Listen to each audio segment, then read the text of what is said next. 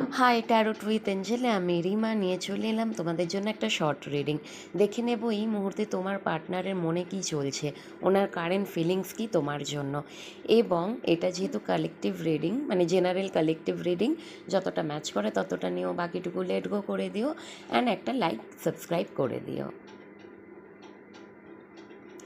তোমার পার্টনার না কোনো কার্মিক সম্পর্কে এখন বেঁধে আছে। উনি যদি ম্যারিড হন, ওনার পার্টনার কিন্তু কার্মিক কার্মিক মানে বন্ডে আছেন উনি, বুঝেছো?